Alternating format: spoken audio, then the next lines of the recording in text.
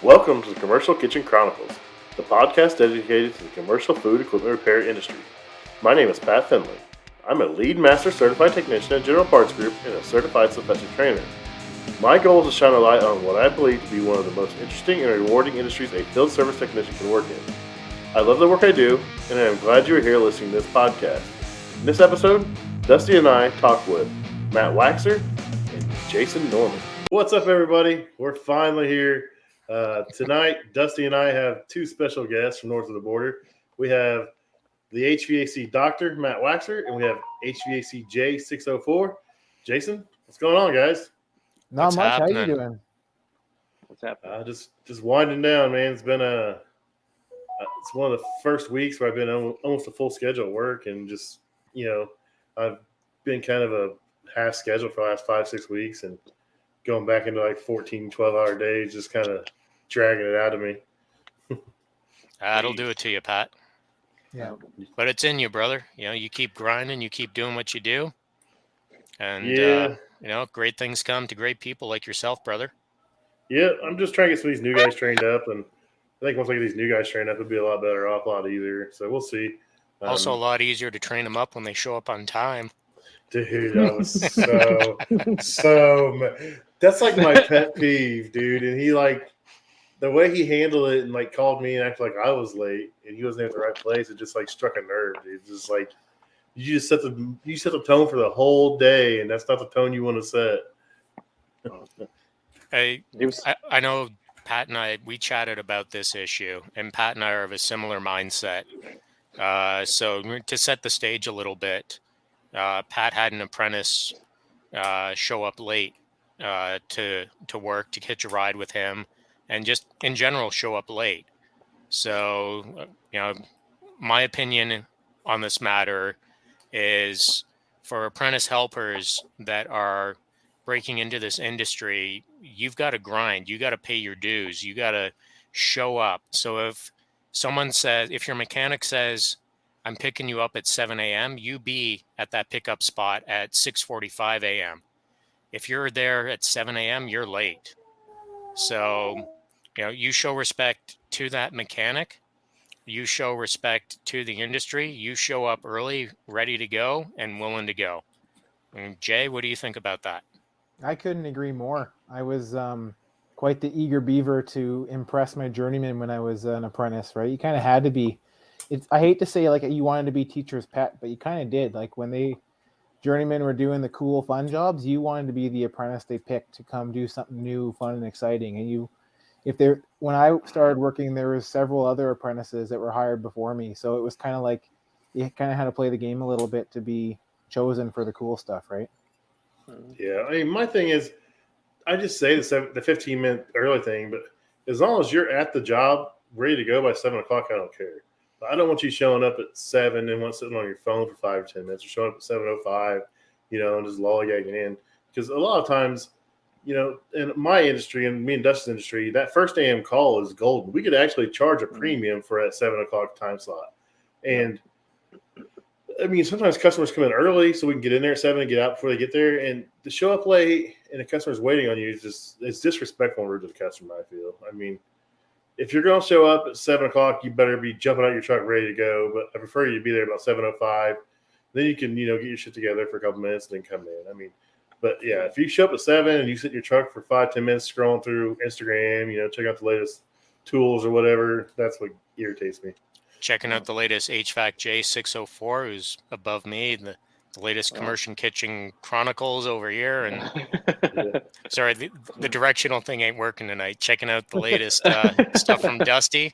If you're doing that before you get on a job, you're in trouble. Yeah, do that on your own time. Respect your mechanic's time and get there on time. No, and that's a lot of good. What do you think about that, Dusty? Too. I've had a lot of customers who will go out of their way and oblige you and be there at 7 or 6:30. And if you show up late, they came in early and they're just sitting there. So they know, there's an awkward frustration. And especially if you run into snags in the job, and you go, you're a little later past 8 o'clock or it's close to 9 or they're trying to open, then you're just the guy who didn't respect them and opened up late. Now they're pissed off. So it's, I like to be in the door around the time they say they're going to be there. So like walking in at 7, getting to work at 7. So Yeah, 100%. Couldn't agree with that more. yeah. For myself, if I have a customer where I'm scheduled to be on a facility, say at 7 a.m., I'm walking in and saying to the customer at 6:50, hey, Yeah. I've just parked, I'm unloaded, I'm ready to go with my team. If I have an apprentice with me, I'm ready to go. I know we're a little bit early, but is it cool if we get in and get going early? A lot of times, 9 times out of 10, they really respect the fact that you came in early. You're showing that drive, that initiative to get stuff taken care of and get that call knocked out of the ballpark before they expected you to actually be there. Yep. I'm not trying to be rude laughing. I'm just trying to figure out what's in Jay's lap. I was thinking It's the his same dog. thing, man. What is that? Oh, it's a dog. It's like I kept seeing like a little head pop up. I'm like, is He's that a just dog? little. He's Please just tell me little. it's not a Cat? puppet or It's a dog. something. No. No, and Jay, You're you like, never we know need what to he's going cancel to this have. live stream. Jason's out. We can't talk to him anymore. And he was howling upstairs. It's just me and the dog home right now, and he was whining because his people aren't here right now. That's fine. I was just curious what it was. I didn't know if like you had a puppet or something. I was like, please tell me this dude doesn't have a puppet, man. Please tell me he doesn't have a puppet. I thought it was a blanket, like a sheet. Like he was like snuggled up in like a fleece. No, just my little dog. That's Jay's Snuggie, if you don't mind. That's a Yeah. snuggie. Yeah. So Jay's had a little busy day. He got up early today and he did some previous podcasts. Some of my friends sniped my interview today. You got So, scooped. Yeah, I call it the practice run for the real podcast that's going tonight there, Pat. I'll just drop my episode before theirs, but I can't compete with their numbers. So, but no, Eric and Andy they're two of the best in the business, man. I really look up to those guys. So anything they do, I make sure I check it out. So that was cool. Yeah, they're great. they're Great definitely content. stand-up guys. And how Jay got his way on there, I'm going to have to work some of Jay's magic. I don't know how it was. I don't know how it worked out either, but That nap, man. They remembered that nap. Yeah, I we remember have the some- we have some fun. where in the world is Carmen San Diego stickers. That's right. I only got a few left. That's pretty good too. I want some random person to find it and then try to figure out where it comes from. I've left a few out in the wild and I didn't post, just like underneath like coffee tables and stuff at like coffee places. And I just wrote on the painter's tape, like, if you find this on Instagram, like, come find me. And nothing's happened yet. So they're probably just sitting underneath there somewhere. I want to take mine in like every bathroom. Like I stop at a gas station, like slap them up on the walls. And I couldn't bring myself to do it, but I got a friend out in California. He was in one of my classes a couple of years ago. He's like, dude, if you send me if you send me a stack of those, I will put them all over the place. So I need to get some stuff to California and see where all these sticks are. 100%. Absolutely. Jay's whole where in the world is Carmen San Diego sticker thing, that I think has officially become Jay's theme song.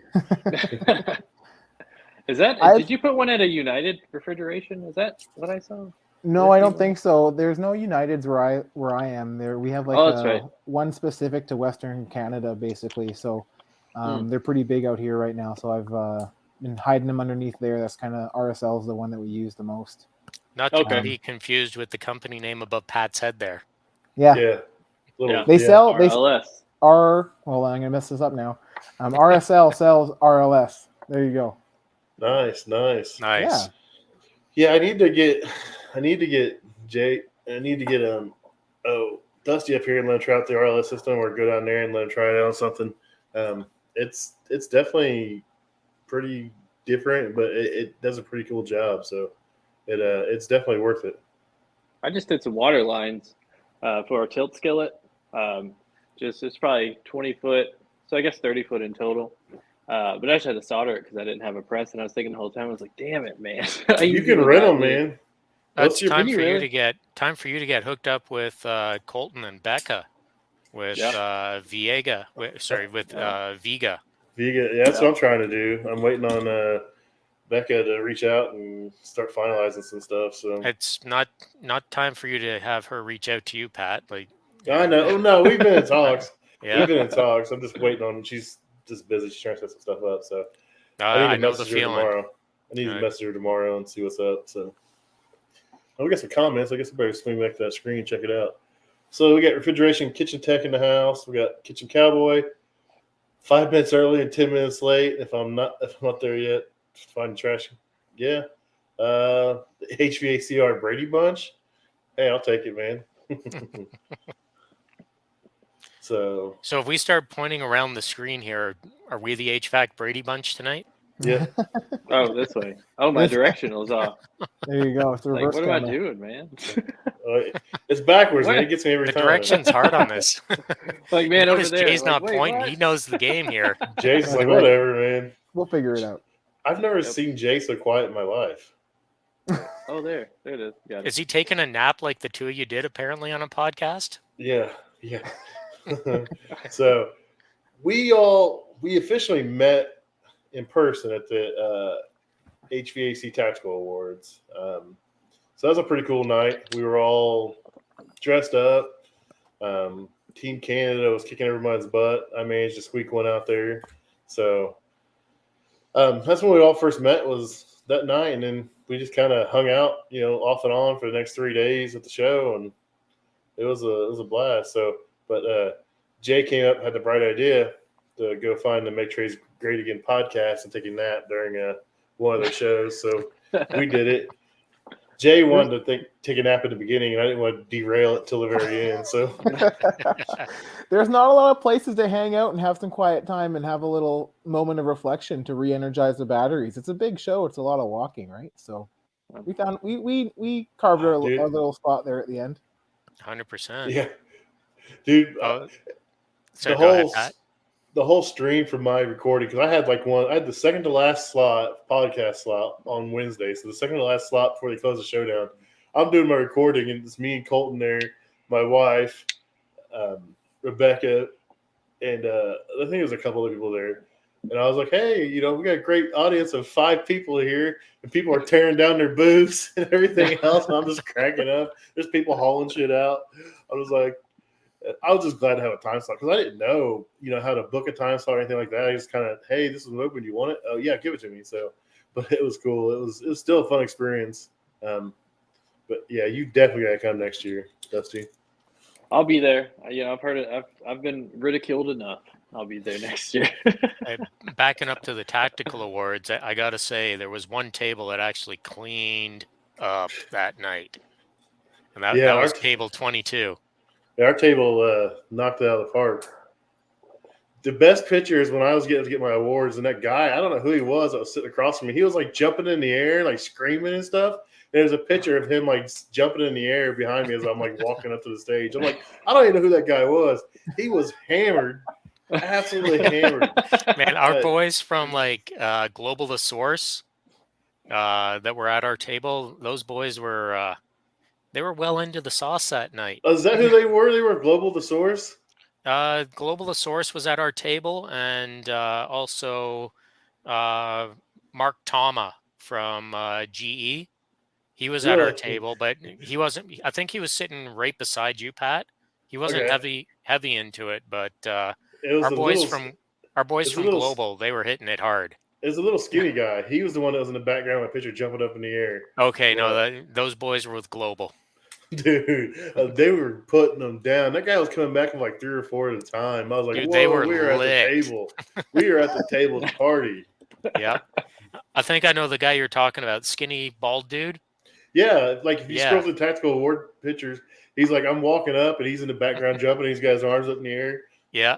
Man, I was like, I love that picture. I was like, I don't know. That dude was inviting Christine, my wife, and myself down to his place in Dunedin, Florida. I'm like, yeah, sure. If you remember the night, maybe we'll talk.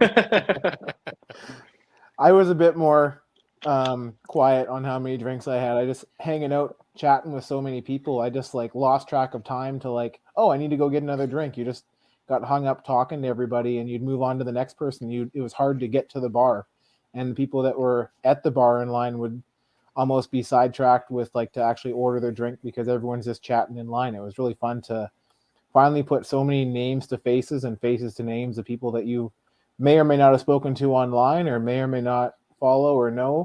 but then to get to actually see them in person was like super fun. Like that was probably my favorite thing of the night, just networking and saying hi to everybody. It was great. Even at like Tactical and across AHR, you do in 3 days, you can do a year and a bit worth of networking. Big time. It's amazing just the number of people that I've chatted with on social for years, where we never had the opportunity to meet, where finally you get to have that face-to-face interaction. So like chatting with Pat for a good bit of time before going down to Atlanta, and with Jay, because although we're Canadian, we're separated between a good bit of distance, to Just say a the little bit, least. an entire Just- country. Just a wee little bit. But hopefully this summer I'll be out in your neck of the woods, Jay, and you'll be riding through where I'm vacationing, brother. That sounds good, We'll man. do something up. But being able to just network and make those face-to-face human connections, it's absolutely amazing. And come next year in Chicago, Dusty, like the amount of people you're going to meet, brother, it's going to be absolutely mind-blasting, and just you're in store for something magical and special, my man. I'm definitely stoked. It's just weird because you talk to people all the time, they're your friends, but you've never really met them in person, and then like you meet them in person, it's just like you've known them for years. It's the craziest thing in the world. Yeah. Like last year was my first year ever at a trade show like everything. The first year at the Tactical Awards, and I sat down at the table and I looked up and there was Eric Ani and Andy Mickelson, and I was like starstruck. I was like a little kid, like I was at Disney World and seen Mickey Mouse for the first time. I was like, oh my God. It was the funnest experience. Both those guys talked to me like they'd known me. I was like, and ever since then, I messaged them. I've done their show. And it's like, I met Chris Stevens. I followed Chris for years on HVAC videos, and I met him, and like he talked to me like he'd known me for years. Heck, this year we hung out Saturday night, and we went out to dinner, and him, my wife, and me, and we had a great time. It's just like like old friends. It's crazy the community that's been built through this HVAC stuff. I mean, occasionally we got the shitheads that come in here and want to start shit, but most of the time we're all pretty laid back. We're all trying to help each other out. We're all trying to grow and build. And that's the cool thing about what's going on right now with, the Instagram community. It's a pretty positive place, uplifting place. Guys are struggling and need help. Everyone's always ready to reach out and help them out. So it's cool. Yeah. Speaking about cool Instagram communities, above me in this little chat, have you heard this week's campaign and hashtag? What you got going on, Jay? Matt started a little hashtag. It's so Jay, at the beginning of the week, was about 30 plus followers away from the 1K mark. And last I checked, now it's sitting around about 11 or so, if I'm not mistaken. Nice. Yeah, I think I'm shy about 15 or so from the 15 1K mark. Yeah. Nice, And nice. some come, some go, but Yeah. we're a lot closer. So this week is hashtag get Jay to 1K. That's funny. I love it. It worked. It's working. We're going to do our damnedest over. If it doesn't happen this week, guess what? It gets rolled over into next week, because hashtag get Jay to 1K needs to happen. The good news is I ain't going no place. I'm not going anywhere. I'm here to stay. And so people are just going to have to learn to put up with me whether they follow me or not. So I'm digging all the intros this week, all the promos, man. It's funny. Like I started as just a joke one day, and like I had pretty good feedback, and Jay, was like one of the first people to comment about it. And I was like, I just kept doing it over and over. So now I'm trying to find some other piece of equipment to do it in. It's kind of like my little stick. So I made a little video to that theme where you just pop your head into a unit or out of something, and I sent it to Pat a few days before the podcast here today. And then I didn't say anything to anybody about it. And then Pat put something together, and then Matt messaged me. He's like, "Oh, I didn't know we were supposed to make a little promo video." And I'm like, "He's like, it's a little more than that." I'm like, "No, he didn't ask me. I just did it." It was more. Damn it, you boys beat me to it. Same thing with the RLS competition that Pat was so gracious to have Matt and I on his team. I just kind of made a funny video, and then I sent it to Pat. And I'm like, hey, you should Uh, post this. It blew And then I up, sent, dude. and then I sent another one, and then I sent another one, and then he's and like, then okay, I think we should also probably go for it. Paul loved that as well, right? Oh yeah. Oh, there's Yeah. good. I like Dusty, his tool bag with the zipper. I was trying to figure out because it was dark. I was like, where am I at? Where are we at? Where are we at? Then I zipped the tool bag. I was like, oh, that's a good one. That's a good one. It was in my Vito bag, my MB3B. After Short on the seeing the little one that dropped from Jay and Pat, I'm like, you know what? Darn it, I got to do my best impersonation of Pat. And although I don't have a commercial fridge to open up and say, "Oh, hey, there you are." Yep. Yours is good too. I like yours because you had the little subliminal messages in there. You had the Cajun sauce, Cajun Joe's I had seasoning, Cajun Joe's spice. the Creole mustard. Yep, that Zataran's Creole mustard that the good boys from HVAC R&D sent over to me, and also had the R&D hat on as well. So it was kind of a try to pack multiple messages into one little video, and see how many people pick up on it. Yeah, well. Ryden jumped in today with the hitchhikers, so that was That good was to a good one see. too. He called me earlier. He's like, "Hey, I'm gonna put something out." I was like, "Okay, man. I appreciate all the support. Getting the word out there." Yeah, for sure. It's growing. It's slow, but it's steady. So I'm not complaining. Yeah, I'm just enjoying the ride. That's the thing with social is you're going to go through spurts of rapid growth and spurts of small decline and spurts of steady growth. And I think with my account and, with Pat's and now seeing it with Jay's, and I got to jump on following more along what you have going on there, Dusty. But, with Jay and with Pat's, it's a slow, steady growth that I'm seeing. It's a slow, steady, organic growth. Mm-hmm. And I'm seeing that kind of with mine as well. And that's the kind of stuff that, at least for me in the social media world, it speaks to people, gaining traction and people wanting to stick around to see the content that you're putting out, as opposed to all of a sudden you acquire, 10,000 followers right off the bat. It's like, how many of those are actually legitimate people who actually want to see what you do and invest in what you do? I'm not set up physically to have that happen, if you know what I mean. For some of these accounts to just blow up overnight. I'm like, oh, you had 700 followers 3 days ago, and now you're like 10K. But some of those accounts that start at that and then all of a sudden blow up, like they're once in a blue moon kind of things. But others that do that, they're paying for that, man. Well, most of them are hot chicks, is what I'm getting at. I don't think any of us got that aspect going on for us. Maybe Jay that's does. what I said. Yep. Let's talk about a little bit of work. So I'm gonna start with Jay. Jay, what all do you work on day to day? I've seen some of your stuff, and it's all kind of different. I mean, I've seen you do some refrigeration, some HVAC. So you kind of do a little mixed bag of everything.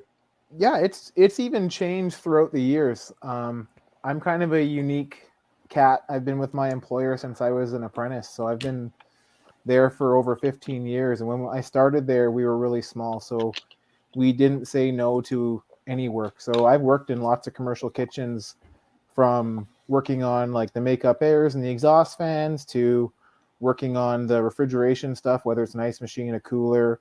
My favorite was an Italian gelato machine where everything was in Italian. I had no idea how to read the wiring diagram. It was a nightmare. And so from there, I used to do a little bit of residential back in the day. And now in the last few years, I'm a foreman. There's about 12 or 14 of us on the tools, all awesome guys. And we do a lot of, we have a little install crew that do installs and TIs and re-and-re's and stuff like that. And then I'm on the service side. We do any and everything from multi-million BTU boilers, makeup airs, air conditioners, dehumidifiers. My favorite stuff to work on, to be honest, is probably clean labs. Their stuff, when it breaks, there's no, come tomorrow and we'll approve the quote next week after someone reviews it. There's an urgency to like look after the equipment, and if something goes down that we're going to get this looked after right away and we're going to get it taken care of. And it's usually a fairly clean environment as well. And there's lots of really cool stuff that goes along with maintaining like a nice clean line of temperature, a nice clean line of humidity, a nice clean line of space pressure, so that like the process, whatever it might be, whether it's pharmaceutical or manufacturing, can be the same set of conditions every day. That's cool. That's cool. I've never done any clean room work or anything like that, but I mean, that sounds like it'd be pretty neat. I'm always intrigued by like the more difficult the stuff is, the harder it is to work on. Or I mean, it may just be that way because I don't do it, but it's like it always intrigues me and like I want to learn it. So that'd be pretty cool. I seen some of the blower wheel you were tearing apart this week and some other stuff. I'm like, oh, what's that going on? So that's a tiny unit. It's a tiny small little pool dehum unit. If I'm not. That's right. I was wondering if you were going to snipe that out there, Matt. Yeah, it was a Dectron. Yeah, the company I there we go. There's my pointing ability. Company I work for is a rep firm for a select line of you want to say higher end HVAC products, niche HVAC products. So back in the day, they actually used to rep Dectron, and now they rep a different brand, Ceresco. So basically, Dectron, Ceresco, and Pool Pack are all owned by the same company. So back in the day, the units were different, but now they've been amalgamated under a single manufacturer. So really, the only difference is a sticker nowadays. But in the indoor pool environment, you need a pool dehumidifier. You need a way to control that environment, that natatorium. So you need to tightly control your relative humidity in the space and control your sensible temperature as well. So pool environments work on kind of like a Goldilocks principle. So let's say you're maintaining your swimming pool at 80 degrees Fahrenheit, just for argument's sake. Well, you want that air in the space to be at least 82, because when people walk into that environment in their swim attire, you don't want them to be cold. But when they get into the water, you want that to be a little bit colder, so they're like, oh, this is nice and refreshing. I can swim around, do my thing. Then when they get out of the water, you want that air and that humidity to be controlled. You want that air to be a bit warmer, so you're controlling the evaporative humidity, the evaporative cooling effect off their skin, so they don't really get cold. So kind of like Goldilocks and the Three Bears, with that porridge being just right. Indoor pool environments, it's a fine science of making it just right. And one big thing for making it just right, like what Jay was doing, is making sure you got air movement, man. If that blower ain't moving air, there's no way to control that humidity and that temperature.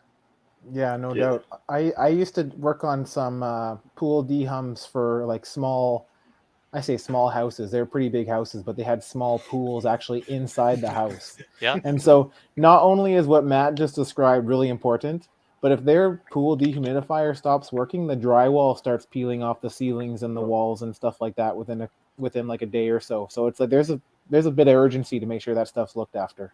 That's crazy. Like, so place I was on this week, 2 days ago, I was repairing a residential site that has two indoor pool units for the facility. It's a 2-story indoor pool environment. The second story of this environment has a walking track around it. So very large for a residential facility. It's a pretty big pool natatorium. So they got probably a combined, they got probably about 25 tons worth of pool, cooling and dehum capacity for this. Like the pool room on this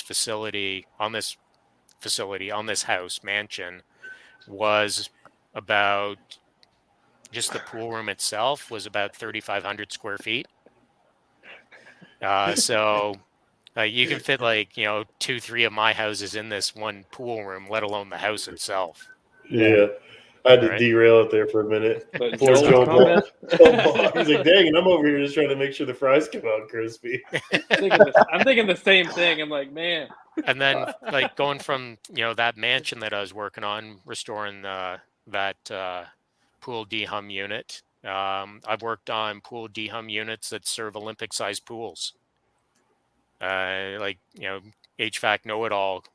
Gary and myself were working on one of these custom units that we had to replace, half of the fan wall grid on. It was fun times, and it's a unique appliance that not many people ever get to see or get alone work on. Yeah, I'm always intrigued by the stuff you post. Like, I had an Aon unit a few years ago on a restaurant, and it was like a base model. It was like, I thought it was a piece of garbage. I mean, and then I see the Aon A unit. lot of people do. Like, it was like, they're like every other brand. You got baseline stuff, and like the stuff I seen was just the baseline. I was like, man, this thing's a turd, It was old and beat up. And then I see the stuff you post. I'm like, holy cow, they have like top of the line crazy stuff. I'm like, how do they make this and that? I'm like, it makes no sense at all. Well, to be fair, the product that you went to, Pat, it's probably a decent entry level Aon unit that has been neglected. Oh yeah, they're always neglected. These things they're built above and beyond your standard chiclet units. So Aon, it's on the hat. It's one of the other product lines that the rep firm I work for, sells and represents. And realistically speaking, that's why I came to work for the company I work for currently, is because I had done 3 and a bit years worth of subcontracted startups with them through the company I worked for previously before stuff went wrong where I was at, to then make the easy decision to go work where I am right now, to work full time as a commissioning technician and doing warranty repair on the products they rep. And probably over 80% of my work is on the product line on my hat. So these things they're built to be a 30-year unit, believe it or not. That's crazy. The walls on them, like the actual shell of the unit, they're R13 insulated. It's a walk-in box sitting on a roof. You're not losing efficiency out of the damn thing when it's in, whatever mode of operation it's in. If it's been neglected and abused over the years, yeah, you're going to lose efficiency and performance out of it. And, some of the stuff I work on, you want to call it upper level Aon stuff, maybe. Like, I'm blessed and lucky to work on the products I work on. It's, great to actually work on the stuff I work on. It's a product line that on the small end of things, you're looking at like a 3-ton cooling capacity unit. And, some of the bigger stuff I worked on, 240 tons worth of cooling capacity on a rooftop unit. They're the size of a long school bus. That's nuts. That's insane. The one I was working on a makeup air unit today for the little post I put out this morning. It was a cool, crisp day. We're working on the heating side of some makeup air units I was on maybe a year ago to commission. We had to iron out some small little things on them. And, the one that I got thrown on this morning, it was 75 tons of cooling capacity makeup air unit, VFD compressors, 2 Danfoss VFDs, and a tandem set of on-off Danfoss, and 2 million BTUs of indirect fired makeup air unit heating. It's a nice little unit to play with. I love that kind of stuff, Matt. That's crazy. I want to ask Dusty a question. Good. Ask away, man. So, have you heard of the joke, like how many electricians does it take to change a light bulb? Yeah, I think so. Okay, so here's another one. So how many refrigeration mechanics or heating and cooling professionals does it take to change a thermostat or inspect a thermostat? Oh my gosh. It depends. Are we at the Vega party? Are we sober?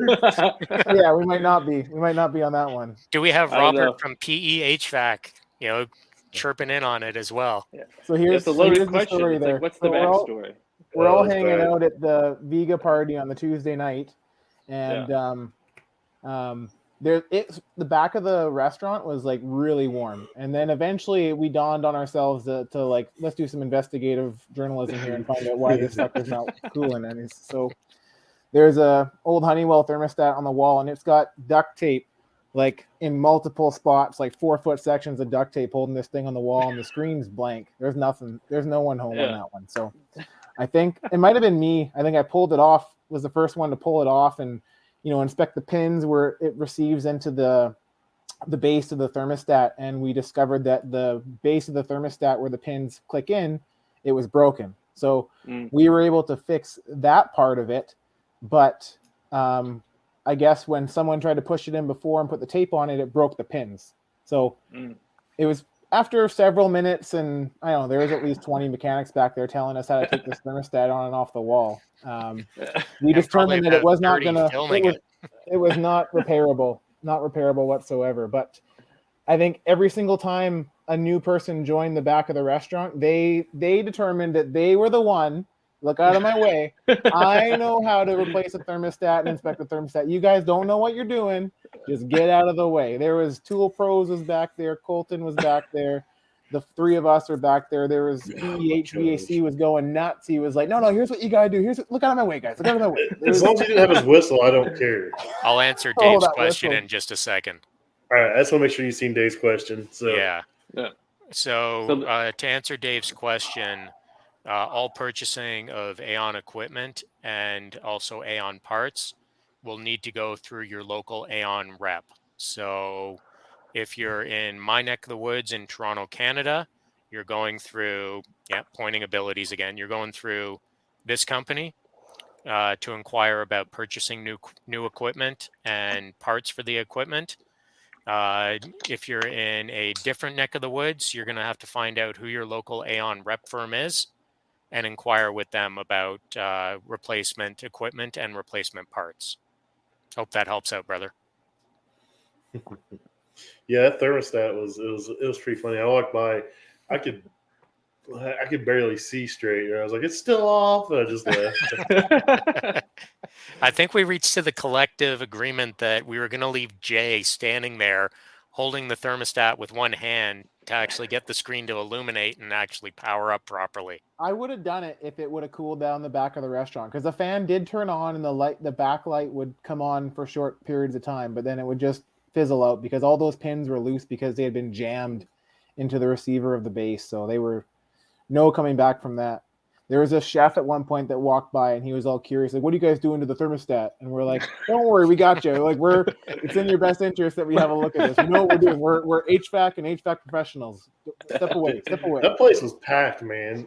Yeah. Dude, yeah. When I got there, we got there after we went to the RLS party for a little bit, and we went there. By the time I got there, everybody was already in rare form. And it was like, I seen the front, and I didn't realize there was a hallway that went back to that back room. Then went back there, and I was like, holy smokes, there's people back here packed in here. It was absolutely insane. So, not to mention they had a decent spread of food in the back there, man. I stole one of the props on accident. So I did the photo booth up front, and I stuck it in my pocket to grab a different prop. And I'm walking around like later that night, and I'm like, I get this prop in my back pocket. I'm like, man, I could at least stole a good one.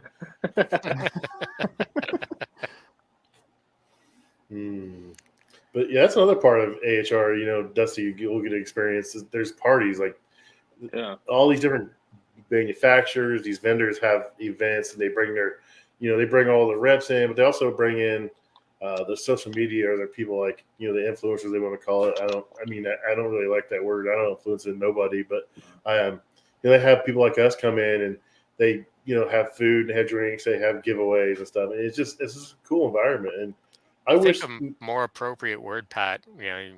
I don't like the term social media influencer as well.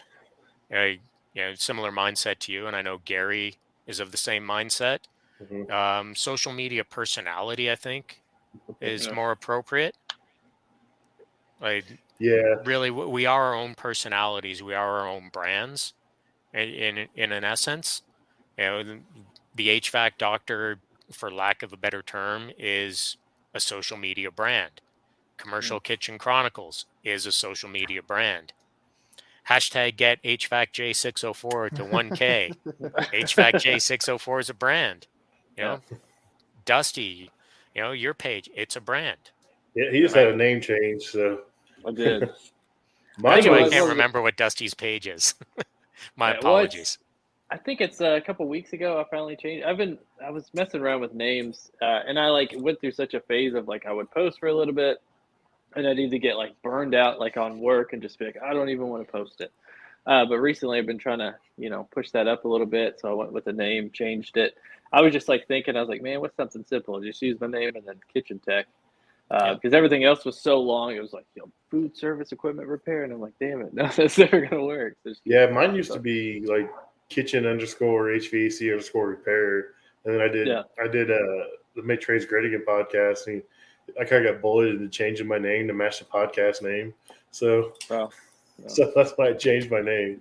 So, was the podcast already named Commercial Kitchen? Yeah, the podcast was always named that, and I was still going by my kitchen _ HVACR _ repair, and and Eric's this is too confusing. Just change your name. I was okay. Just be the same. Keep it the same. It worked out. So, Matt, you got the HVAC doctor name. A lot of people don't know the story behind there. I've heard it, but you have a condensed down version of how you got that name? I'll try to give the crash course version that I've been given. So, the name, the HVAC doctor, in terms of the social media handle, all aspects of the name are actual fact and reality. So I'm the HVAC. I'm a licensed HVAC, refrigeration, air conditioning system mechanic, licensed gas fitter 1 in the province I work in. I can work on any BTU input appliance. Now the doctor part, that's where some people get confused. Yeah. So some people think, oh, he's an HVAC doctor. Oh, he goes around and doctors up and fixes HVAC. No. The doctor part's also true as well. So I've spent 14 years of post-secondary education to get a PhD in developmental cognitive neuroscience. Damn. And then people think, well, pardon the French, oh shit, what are you doing in the HVAC industry? Well, partway through my PhD, there was a fundamental change in the way that the academic world operated. So I would have been left without a job as trying to be a university professor. So I had always worked in the skilled trade since I was 12 years old. My uncle's a master carpenter. And, as I was wrapping up my PhD, I went back into carpentry. And, don't get me wrong, I love doing woodworking. I love carpentry. But for a living, it's not something I want to do. It's not something that gives me enough challenge and motivation. So I stumbled around in the skilled trades for a little bit and stumbled into this crazy, wacky, wonderful world of HVAC. And man, once I got in it, I haven't looked back, because on a daily, it keeps my mind occupied, keeps me going. It's what drives me to do what I do each and every single day. How's that for a condensed version, Pat? That works. Nice. That works. Nice. That's the same thing with me, man. I like variety. I like being challenged, and what I do provides that challenge. And so I just try to do as many things as possible, and it kind of just feeds my mind. So I get it. I like it. You hit on something there, Pat, that whole challenge. Every single day for me is different. Yes. That was huge for me. Love it. I didn't yes, it kind of sucks because you got to know a lot, but it makes it more interesting that, I might be fixing something water related tomorrow and then gas related the next day. And you got to know a little bit about electrical and millwrighting and carpentry. You got to know a little bit about all of it to make it all work. Especially when you're installing something or servicing something, to know how the building was built so that you can actually work on the equipment effectively is huge. And so that's why I kind of fell in love with this trade as well. I just, even from a young age, before I was an apprentice, I kind of thought this is kind of the one for me, because it's kind of a little bit of everything, right? And I certainly haven't regretted a single day since, that's for sure. Yeah, my journey's kind of been, I started with electrician, and I transitioned over to the hot side, and I wanted to do refrigeration, and now I'm trying to venture into the teaching side, training side, and it's always trying to do something different, always trying to be better, always trying to learn new stuff. And I think Dusty did the same thing. He kind of started off one part, and he's kind of added more and more and more into it. And it's fun. Yeah, and that's what I did. I used to do building and home automation. And it was kind of just got to the point where everything was the same. There was no change, almost no challenge, because it's just kind of like mundane. And then I left that job because I didn't want to travel anymore. Went to HVAC. I did it for like a year, and it was almost like every day was something different in so many different ways. And now that I do hot side equipment, Pat knows. I mean, it's extremely different. Like the variety here is insane. You'll work on 5 different piece of equipment in one kitchen in one day, and I think that just helps me drive, and it helps you not get catch like a blunder, or nothing gets mundane. So that's a big blessing in itself. For sure. I gotta put a little bit of pun out on the commercial kitchen equipment side. So there was a facility that the HVAC foodie and I met on when I was working with a previous company, where we met for him to commission the engineered air equipment. And once I left the company I was with at the time when I met him, went to the company I'm with right now. When I first started, we also did commissioning and startup for commercial kitchen exhaust systems, Spring Air. I don't know if Spring Air makes it down into your guys' neck of the woods or not. They're kind of an Ontario brand. They make very good exhaust hood systems. So we got sent out to the same facility to work on commissioning the Spring Air system for their kitchen in this facility, and going around looking at the different exhaust or the different kitchen equipment. They had a whole bunch of Cleveland brand equipment, and they had a steamer on that. Yeah, that's an unfortunate name. That's a very unfortunate name. They make great products, but man, that name is so unfortunate. They had that name. They had that name before that probably came about, so it just kind of it is what it is. But man, I've worked on a lot of Cleveland steamers in my life, man. Every time I saw that, I was chuckling like a little. Oh, I still do, girl, man. I still do. I've been doing this 17 years, and every time I see a Cleveland steamer, I laugh. Yeah, I saw it on a work order for the first time, and it just said Cleveland Steamer, and I was like, "What the?" I was like, "What am I getting into?" April 1st or not? Yeah, you're like, "Who's trying to get me here?" It's like, what's going on? Yeah, it's unfortunate name, great product. Yeah, Pat said, but man, I can't believe they went with that. Well, like I said, I think they had the name first before that came out. So, and it's not a Cleveland that steamer. It's pretty old, so I don't know. We got to go back in history here, maybe do a little research. Well, Cleveland Range is the company that makes it. They used to be based in Cleveland, Ohio, and then it's just the products of steamers. But yeah, so it's just kind of like no one thought about it or knew about it. No, someone did. Someone pushed that by like the R&D. They're like, don't say nothing. Don't say anything. Let's see what happens. He was about to quit. He was like, just that's it. Approved. So now that we bridge that, we know we won't have a sponsor for commercial kitchen equipments from Cleveland Equipment. That's funny. That's great. But no, there's a I work on a lot of Garland Range, and it's made up in I think Missile. I can't read. It's up in Ontario somewhere. Mississauga, yes. Yep. So they're based out of there. They're made up there. So I do a lot of work for them. Actually, that's what I'm running. And first thing in the morning is a grill. But yeah, so they're made up there. I've been trying to go up there and tour the facility, but I'll probably never get to go up there. Come on, Garland that's out where the company I work for. That's where our office is. So you make the trek up here, Pat, and we'll definitely hook up, brother. Nice. I'll keep pushing the issue then. Beautiful. Make it happen. You guys got to come up to CMPX after Chicago next year. 100%. There you go. Was that in your neck of the woods, or? That's in my neck of the woods, up in Toronto. Okay. So CMPX is kind of like AHR Super Light. It's our Canadian version of CMPX. So CMPX would fit in. Remember in Atlanta, the bridging hallway between the two big halls? Yeah. CMPX would kind of fit in that bridging hallway. That's funny. But it's small, but it's big enough, but small, where you can really make those meaningful connections with the different manufacturers and the different social media personalities that are going to be there as well. Yeah, the thing about like AHR is like some of those booths are freaking huge. I mean, this Yeah. will spend hundreds of thousands of dollars just on a booth and like the setup in the booth. It's crazy. You can walk around some booths for like 10, 15 minutes and not see everything in that booth. Yeah. Yeah. One of the other brands that the company I work for, they had a booth down there, Condair Nortec. So they make steam humidifiers. And man, like their booth, they had a bit of an unfortunate location for their booth.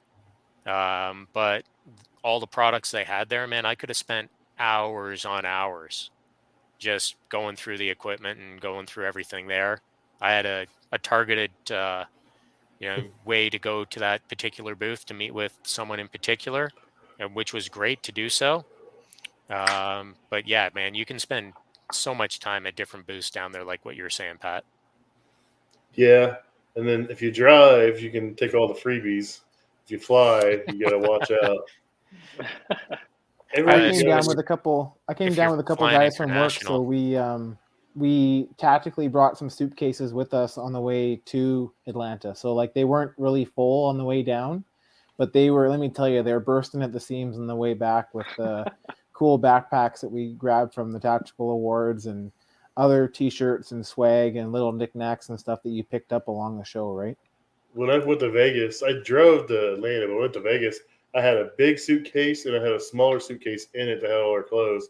When we flew back, I just threw all the swag and the suitcases and the bags from the Tactical Award show in the other suitcase. So I had 2 suitcases to bring back. So And I I thought gotta ahead. say, just even going to the Tactical Awards, the amount of stuff that I was carrying out of that place, I needed another dang suitcase. Yeah, legit. Yeah. So Kitchen Cowboy says with the sale of Wellville, I heard a lot of the manufacturing and parts support are moving back to their original locations. Just a rumor. Yeah, I heard the same thing. I heard the kitchen carrier may be going away, and it may just be going back to the individual locations. So we'll see what happens with that. So that'll affect me. Who bought investing. them? Was that Uh, Ollie? Ali Group, yeah. Yeah, that's right. See, they announced they were sold to one company before it went through, and like all of a sudden it backed out, and then next thing you know, Ollie Group bought them, but Ollie Group came with cash, so cash is king. We got a well-built kitchen carrier down here in Jeff. Yeah, that's the kitchen carrier in Jeffersonville. Yep, it's right down there by you. It's, I think it's gonna go away probably. Now, if I'm not Oh, mistaken, Pat, weren't you working on some Hussman equipment recently? Oh yeah, I destroyed the Hushman equipment yesterday. Yeah, man, that's another place you got to hit up coming out to Mississauga. Their plant's up here too. So what happened was there was 3 8-foot cases. Each case had 2 evaporators, 2 condensing units, and they were top mount. And when the company sold them, they told them that this should be a remote mount, and they said no, we want them on top. Well, the problem was there was no airflow up there. They had grills up there, had it covered off. It was killing compressors. It was literally like a compressor would die like every month. And so they tried putting in returns up there, and they put different grills in to try to suck air through there, and it didn't help. I was measuring discharge temperatures out of a compressor like 300 degrees. I'm like, this oil is smoked. Whoa. 300 degrees. You're carbonating that oil right away, man. Oh, dude, it was trash. And the compressors kept dying, so they had us take out one section and make it smaller, and they were hoping that the air coming would flow around it and get up there. And like literally, we took out the middle section and butted 2 ends back together, so it was like a 16-foot section. And we fired it up, and the next day one of the compressors died. I was just like, and I was measuring temperatures, and it was still stupid hot. And eventually, they got sick enough money into this. These things were like not even 3 years old. And Wow. we cut them out. So I pulled all the refrigerant out of them. We just cut everything out of them. We pushed them out into the dining hall, and then they had a company come in and cut them up and haul them off for scrap. They didn't have the option to go water source on them? Not there. No, it's a super old building. That probably would have worked out. Currently, they're using like Pepsi, like just Pepsi HC hydrocarbon refrigerant coolers, but the condensing units are on the bottom on the ground, so it's sucking air off the ground. 70-degree air versus being trapped up and recycling air. You got to think those things were closed in, drywalled with trim, and there were 6 condensing units up there just recycling air nonstop. And just, dude, it was just murdered, man. That's just a hot supper of death up there. Dude, you'd walk by and you'd hear them just shutting off because they had the temperature sensors on the discharge lines, and the company before us moved the temperature sensors somewhere else because they were all tripping out. They're probably still tripping out on the liquid line. Oh, dude, it was Yeah. terrible, dude. You'd walk by, you click, you hear them shut off, and they'd just all be cycling off on high temp. Like, this is stupid. Oh, and if I not think you that, talked they about that a cycle on couple weeks ago. internals. Yeah, it was. So that was $125,000 in cases we threw away. That's unfortunate. Yeah, but I think that's the best way to put it, Jay. Yeah, that's unfortunate. That's unfortunate. They were murdered, man. It wasn't the case's fault. It was No. another instance where a salesman sold somebody and put something where they shouldn't have done it. I mean, we all run into that. I mean, it's just part of it. Unfortunately, in our world, they try jamming as much equipment under a pre-existing hood or a pre-existing gas line. You know, they've got 1 million BTUs rated of gas line there, but they're trying to run 1.75 million BTUs or 2 million BTUs off of it. And they wonder why stuff's kicking out and pilots are going out and stuff. I'm like, you can't do this, guys. I mean, it's not designed for this. Just because it fits doesn't mean it ships. I mean, this isn't UPS. Exactly. Hey, you don't have the proper engineered capacity for what you're trying to run there. Shit ain't gonna work right. Every day, man. Every day. I walk into the kitchen, I'm like, yeah, this ain't supposed to be here. And you see it a lot too. Like if a customer wants to change from one type of equipment to another, and they just get a sales rep out there, or they call, they order the equipment and have it shipped out, and they're like, "Oh, come install this." It's like, I can't. And like sometimes they just don't understand. Like it's not built for that. It's not engineered for that. And then you have to fight that battle. And then there's so many other taglines that go behind it.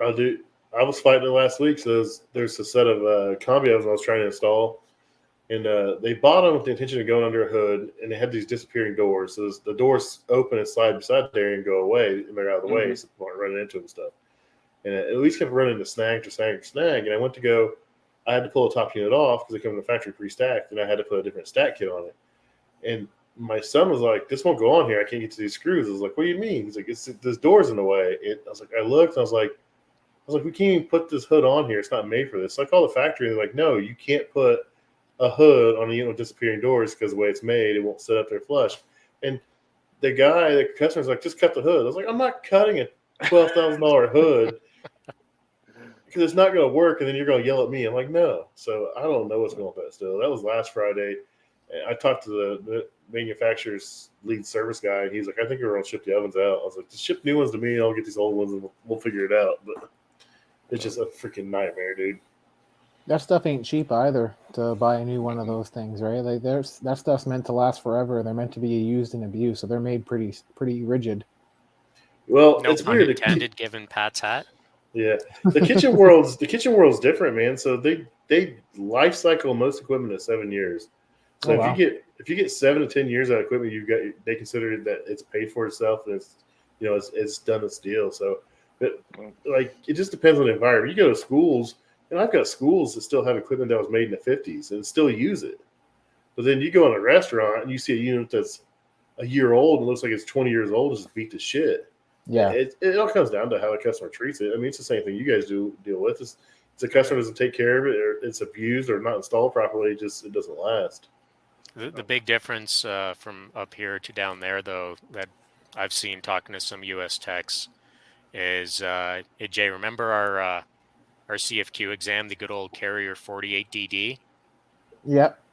Where we talk as if it's a dinosaur and we don't find it anymore. Well, my buddy Rocky, he still finds that unit all over the United States. Wow. Still up and running. Again, like units from the 60s and 50s, still operating perfectly fine. Well, fine. Once they get in there and do what they need to do to them, right? Yeah. That's funny. So you guys done anything cool this week or anything crazy you worked on? Got diverted away from a site that sent 15 people to hospital today. That sounds like a fun time. As a production facility for what do they do there? Well, they produce different deli meats. And unfortunately, they had an ammonia leak. And that ammonia leak sent 15 employees to hospital in various states of critical and non-critical condition. So hopefully everybody, that was exposed makes it out okay. And luckily, I was just en route to site. I was about half hour away from getting there when I got the notice. So I was in the kind of east end of Toronto, and this site is out near Hamilton, west end, so about hour and a half from where I was. So I was a half hour from getting to site when I got rediverted back out east to a school that I had to do some repairs on. So thankfully I got diverted. Thankfully I wasn't there when all this happened. But as Mike Mayberry says, work safe, play safe, be safe. Yeah. Yes, sir. Ammonia is no joke. It attacks the moisture. So like in your lungs, in your eyes, everything. So like you lose all ability to do all the things, man. It's no joke. Yeah, I don't know if either yourself, Pat, or you, Dusty, been hit with ammonia. Mm-mm. I have not. It's so the closest thing I can equate it to. What about yourself, Jay? You ever been hit with ammonia? No, and we don't go anywhere near ammonia. Not Yeah. anywhere close to it. We have a special restrictions that limit, like if you're going to be in an ammonia mechanical room, you have to have like a escape respirator and a whole bunch of extra training, and we let the other companies deal with that. Yep. 100%. I don't play with ammonia. In our neck of the woods, we have a saying: ammonia mechanics are born and bred. You don't wake up saying, I want to be an ammonia mechanic. You do ammonia refrigeration because your father, your mother did ammonia refrigeration. You're born into doing and working on that stuff. Ammonia mechanics are a different breed. Yeah. Now, I've been hit with ammonia, like being vented in a facility. I was once working on a community center, and access to the roof to the equipment I was working on was through the ammonia chiller. And there was a mechanic there working on the ammonia chiller, and he was purging. His bucket wasn't filled with water. He was just purging right into the rooms. I walked in, and it was like getting hit in the damn chest and getting all the air pushed out of your lungs, and you were fighting for air. Another spot that I got, I don't want to say dosed, but exposed to mild levels of ammonia was in a gold mine. So gold mines, I was working in the extraction mill where they extract the ore, the gold ore, from what they're mining. And what they use to extract the gold out of it is ammonia and cyanide. Oh. So I was commissioning equipment where, we were in the extraction mill. So it was like, again, getting punched in the lung and the air sucked out of you for the day. And that stuff stays in your clothes, man. So like for the next 2 days, like it was just my clothes, my tools just reeked of it. It's like working in, I don't know if you guys have ever worked in any medicinal marijuana production facilities. Yeah, I was just going to say that stuff. The smell of those plants stay for days on days. We had a company rule, Matt, like if you got a call to and our medicinal marijuana companies knew it. Like if we come there, we're not coming there for like a 2-hour job. Like we're there all day because I can't go to another site after I've been there. And it takes time when you're done to wipe down all your tools, change your clothes, because everything reeks. Even your credit cards or driver's license in your wallet will smell. I think I've told you this story, Jay. I was on one of those. Sorry, go ahead. I'll I had tell a you the site story and they had dehumidifiers like spread out all through the grow room is how they did it. They didn't have units on the outside of the grow room. So you had to like enter the grow room, and depending on what stage the plants were at, would dictate how much room you have between the aisles. When the plants got really big, you literally had to like wade through the plants. Yeah. I'm serious. And so it's like the pollen from the marijuana place. Man, everything. I would leave my tool bag at the front door, and then I would just take what minimal like hand tools I needed, because I couldn't take my whole bag there because the canvas would just like absorb all the pores of this stuff. And you'd wipe it down, and it would, even then you'd wipe it down, your inside your truck would just reek. It was a lot. We don't look after them anymore, and I'm honestly don't miss them at all. They were a lot of walking, so much security. You'd have to park in one specific spot, and then you have to walk around the facility to enter like a lock gate and do the badges and the safety things, and it was a lot of work. Yeah, it's not only safety going through there, like your ride home can be interesting, shall I say? Get pulled I over. once, I It's a search. yeah, I once got called out to a medical grow op facility on around Christmas, New Year's time. So I was doing my drive home after repairing what I needed to repair, and yeah, I reeked of the product. And I was getting off the highway at my local off ramp to cut into where I live, and there was a ride program. So you roll down the window, like I'm in a service vehicle, a marked service vehicle, and the officer's like, have you had anything, to consume tonight? Any alcohol or any other substances? Like, no, sir, I haven't. Why do you reek the way you? Why do you smell like marijuana? Because I was working on a medical marijuana facility. Are you sure, sir? No, I'm just making up the story to try to get past you. What do you think?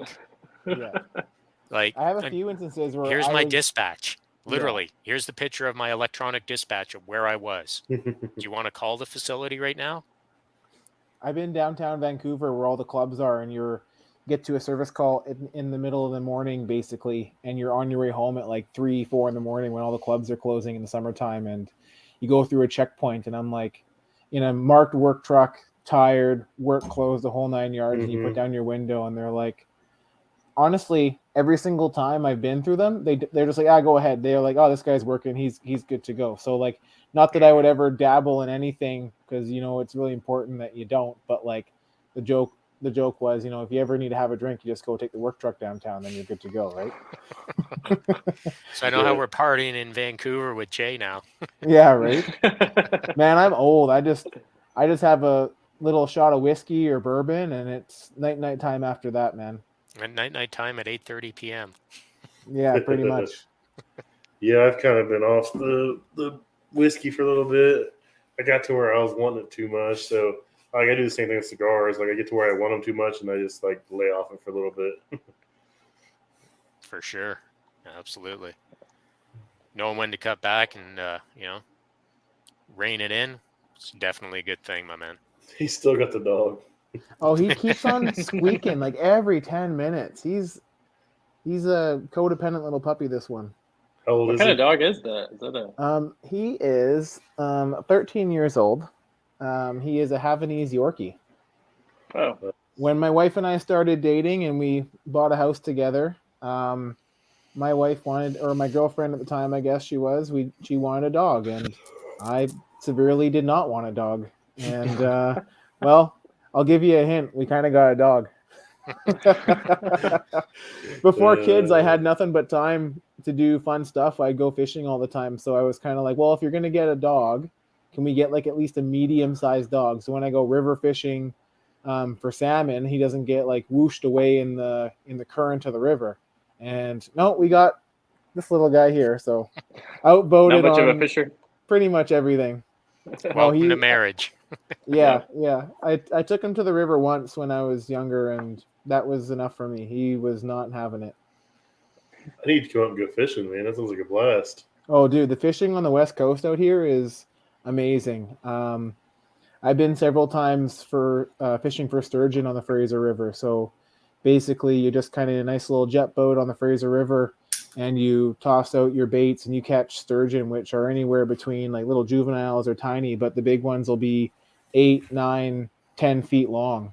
They're basically dinosaurs. Yep. The outside scoops of their fins are like razor blades, especially when they're juveniles. It's the only defense they have against like seals and stuff like that, which is their basically only predator. It's really fun. I'm surprised you didn't break out the tagline there, Jay. Which one's that? West Coast. West Coast, best coast. That's right. I'm saving it for the end.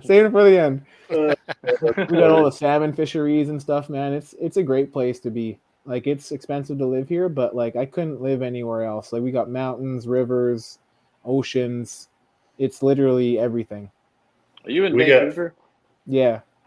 I lived in Seattle, Washington for a little bit.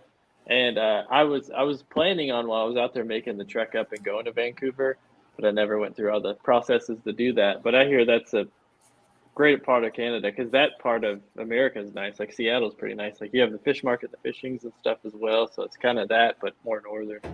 We used to go before kids. We used to go down to Seattle and hang out at Pike Place Market in downtown all the Yeah, time. And Pike Place. we You get a still fish go thrown down. at you? Pardon me? Did you catch a fish? Like when they throw the Oh, fish no. in the market? Yeah, well, not. I haven't. I've been there to watch them chuck those halibuts across the hall, but I haven't actually done it Yeah. myself. No. Oh, We take our daughters down to like the zoo in Seattle. There, it's kind of a nice little zoo that they have down there as well. yeah, that's a nice place. Now, the Oh, I love it. aquarium up in Vancouver, that's something special there. It used to be a lot better. We used to have a lot of cool stuff, but it's not. Yep. It's kind of tiny. It's not as good as like the one out in Toronto or in other places as well. But it is a nice little spot though, for sure. Ripley's aquarium is okay where I am, but this is going back. Gosh, how many years now? It's got to be at least 6-7 years since I've been out to Vancouver. So that kind of puts a time frame around when I really appreciated and liked the aquarium. Then I'm sure a lot of things have changed in that It's a great time place. span, but just their education and preserving nature policies that they have at the Vancouver Aquarium were something that was really special and something that a lot of aquariums should aspire to.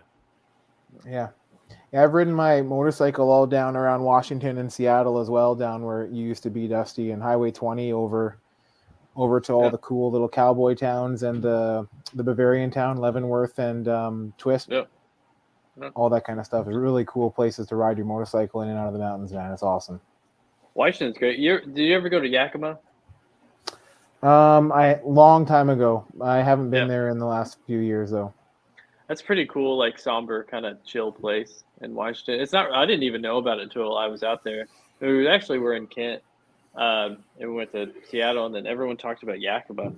So I mean, it's definitely like a different world out there compared to Seattle. But I mean, I'd be looking forward to going back. Yeah.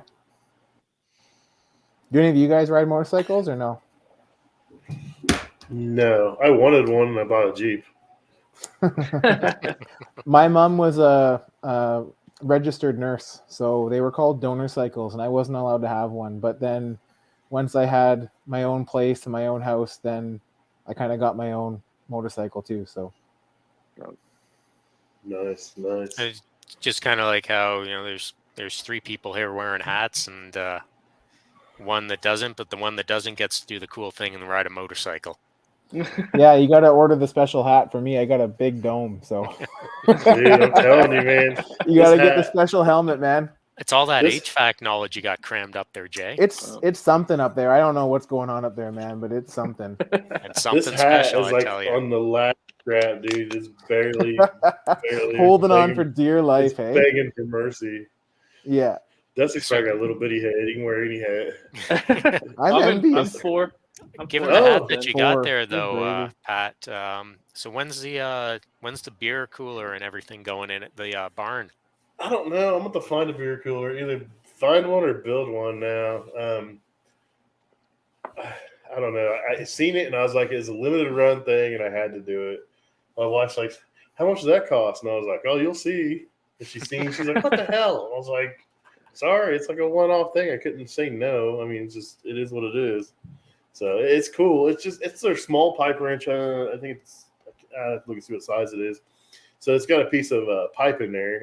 It's etched, like it says wrenched, which is their beer, and it says 100 IPA, and then it's numbered. So mine's numbered 90. Cool. But I about freaked out because I came home and it wasn't on the porch, and my wife didn't get any packages, and it still was delivered. My neighbor was like walking down the road and had this box, and it said Rigid on there, and I was like, oh God, please say it's mine. Please say it's mine. It was mine. So he brought it down to me. I was Thankfully, like, you got an out. honest neighbor as well. Well, it's weird. Like his FedEx packages always get delivered to my house, but I've never had any delivered to his house. FedEx is just terrible around here, so it is what it is. But does Rigid make their own beer? Is that a real IPA, like the Rigid? Yeah, they made their own beer. They partnered with somebody that made a beer, so I'm gonna try to get over to Ohio and find some, so I can at least have a can of it, because there's cans going around, so I like at least have a can of it to keep. And like when I do my office behind where I'm gonna record at, I'm gonna put a shelf. I'm gonna put my Sufesa Tech of the Year up there. I'm gonna put my my HVAC Tactical Award up there, so it's gonna be like my award shelf. So just like the cool stuff I want to show off, I'm gonna put up there. So That's cool. Where's yours at, Matt? It's let's see if directional pointing works. It's up over there, actually. Where's your hot block at? Well, let me grab it. Just bear with me a second here. Let's see if the microphone wire reaches far enough. Jerks his whole computer off. Exactly. I wonder if it's still in the case or we pulled it out of the case. Little case with the lights on it.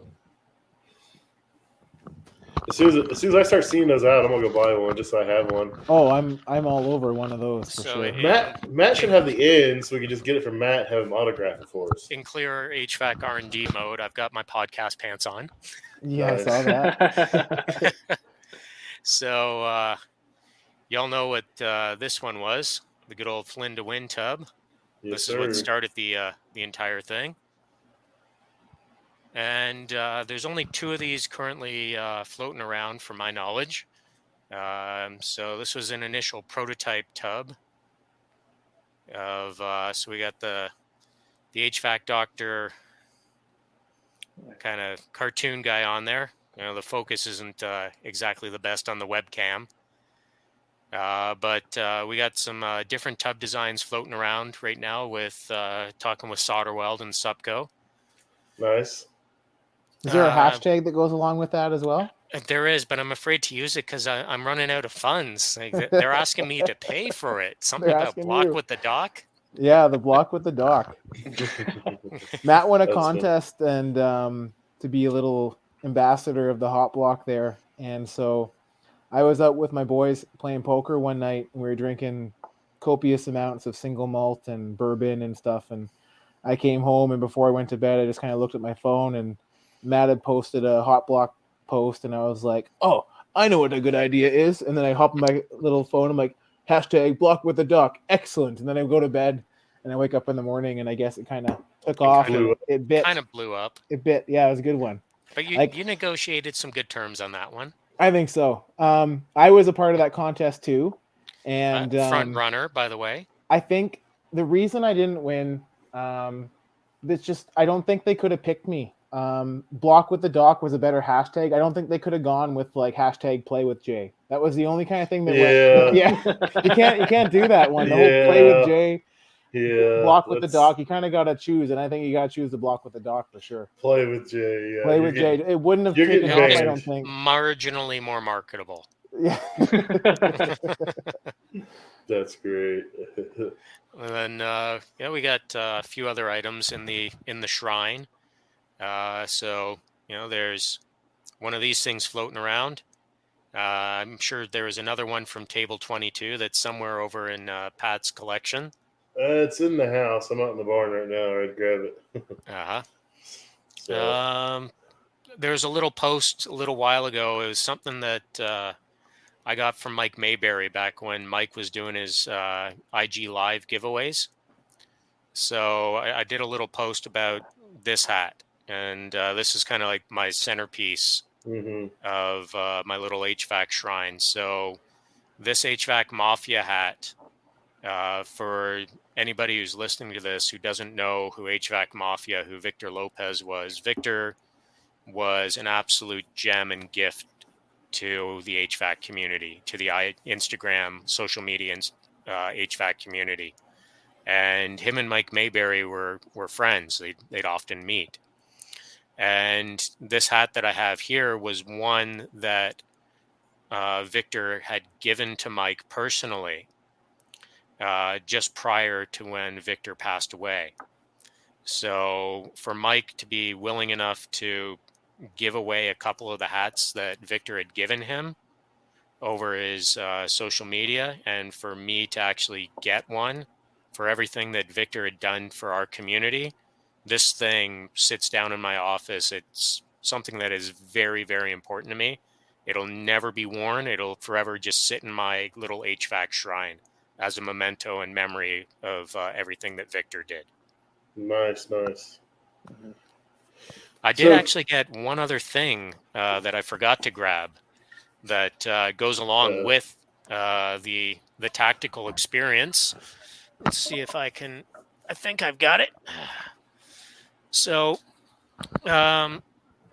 I was lucky enough to have my presenter, Mr. Ridley, reach out to me after the Tactical Awards and say, "Hey, I found something in my suit from the Tactical Awards, and if you want to have it, I'm more than willing to send it over to you." So this was something that Brent was holding up on stage, Nice. and has a little card inside. But that was the little awards envelope that he opened up on stage. So it's kind of, for me, it's a very special item as well. It completes the entire HVAC tactical experience. Yep, I got mine too. That was a weird moment. Like, did you know you were nominated? Yeah. So Some people knew, some people didn't. So, like, I knew I was because he reached out to me and asked if I went by Pat or Patrick, and I was like, yeah. I thought it was just whatever. I told him. He's like, well, you're nominated. I was like, oh shit. I was like, that's cool. And I was like, what category? And he wouldn't tell me. He's like, you'll just find out. Yeah. Like, all right. So I'm sitting there waiting. I'm just kept waiting for my name, and then it comes the best social media content, and like the first guy comes up, like, oh, that stuff's pretty good, and it was like Jamie from Northwest HVAC. I was like, oh, he's got this in the bag. And then the next one was like a picture of my ice machines from a local university in the cooler door. And I was like, holy shit, that's me. And, Yeah. Chris Stevens up there's reading the names, and he opens the envelope, and he looks right at me and looks back down. I was like, oh, hell no. And he said my name. I was like, that's cool to have my friend, read my name and call me up there. So it was totally unexpected. Like I said, I still don't know how I did it. I'm glad. I'm honored. It's been a ride. So 100%. Just have fun with it, man. I sometimes I take it too serious, and really I just need to focus on having fun and enjoying it, and just let it come natural. I mean, some of these guys are out here forcing it, and it's just it doesn't really do any good, I think. If you're forcing something, it comes off as disingenuous. So That's all I'm doing is having fun. Whether my wife, it drives my wife nuts. I'll like make something, I'll edit it, and I'll have like some sound, or there's me talking, and I'll watch it like 20 times before I even post it, right? And then she's like, can you put that away? And I'm like, and I'll be giggling like a little child every single time. The 20th time is still just as funny as the first time. And I'm like, Nicola, even if no one likes this, I love it. It's super niche, super tiny. Only a small fraction of the world gets it, but the ones who do, they get it.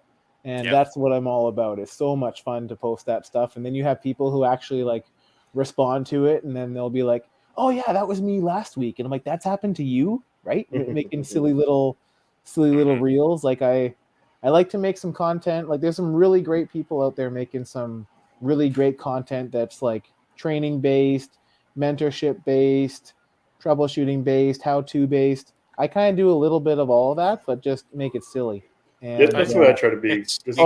You give it the HVAC J604 spin. Yeah, and that's what makes it unique. Who doesn't want to see an get ready with me as an HVAC mechanic in Vancouver, BC? Right? Like honestly, it's I need to do some more of those. I had so much fun making that, and even doing like the little suit drop that I did just before tactical the day of, where that was you drop the phone down, and I'm wearing my A-Team shirt from Infra Air. And then the phone pops back up and I'm wearing my suit. Like that stuff's super fun to me. I thoroughly enjoy making stuff like that more than I should probably. Yeah. I mean, just have fun with it. That's why I tell everybody, like, oh yeah, like, I don't try to be serious, man. I'm like, I put out some serious stuff on how, something I think it's important to know, but most of the time something I think's funny or cool. I'm trying to do more and more like how-to stuff, but then I'm like, I forget to record something. And I'm like, oh, this is wasted footage or whatever, but I'm just here to have fun, man. I'm not here for a long time. I'm here for a good time. Yeah, that's right. Here to put out the content that you want to put out. Yep. And that's what I'm about. The content that people want to put out, you put out a representation of yourself. And if you're putting out something different, like you were saying, Pat, it comes off disingenuous or forced. So, everybody in this little conversation today, and all the stuff that we're putting out on our different brands, that's us, man. Like, from Jay dropping his phone to being in his infrared shirt to his suit to his different shenanigans of fixing different equipment to what Dusty's posting to what you're posting to the dry. Here's another Aeon unit, and here's how to work on it. Matt kind of post. Here's my laptop on a magnetic holder in a different spot from yesterday. But I like it because everything's so different. Same holder, different unit. That's right. Everybody has their own little thing they do, and I find something interesting and informative from everybody's different perspective on how they see their job. There's lots of guys that do what I do. There's guys that do what Dusty does. There's guys that do what you do. But everyone shows their little take on it or what they get from it, and it's cool to see what people do and what they get from what they're doing. So sometimes what they get is a face full of glycol. There was a gentleman the other day trying to make a little how-to video and like a little like show and shine of what the inside of a expansion tank looks like, and he got I don't know if Mr. Ani would appreciate that. Dude,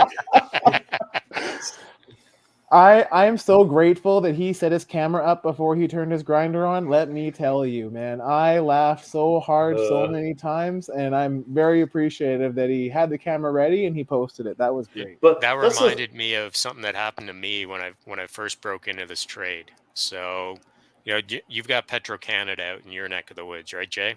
Yeah. So Petro-Canada is kind of like, a Canada-wide gas station.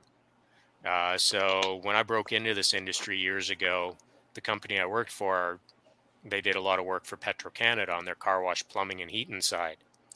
So one call I got sent to, I had to replace a PLT-20 expansion tank on a 300-gallon hot water holding tank for the car wash domestic hot water. Well, I forgot to bleed the tank. I forgot to pull the Schrader core on the bladder, so I started spinning that little sumbitch off, and it was on top of the tank. So once it got to that last thread, it shot up like a little rocket, and it hit the ceiling. The core slab in the car wash came down, hit the ball valve that was isolating the water in the tank that was still alive, turned it on, and started spraying.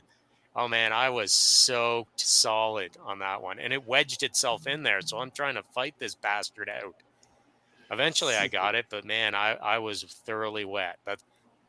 That little post from Eric reminded me of my day of always make sure to depressurize those things before you cut into them. It's a wise comment there, Matt. Yeah, I mean, I like the fact that people will show their mistakes and their screw-ups.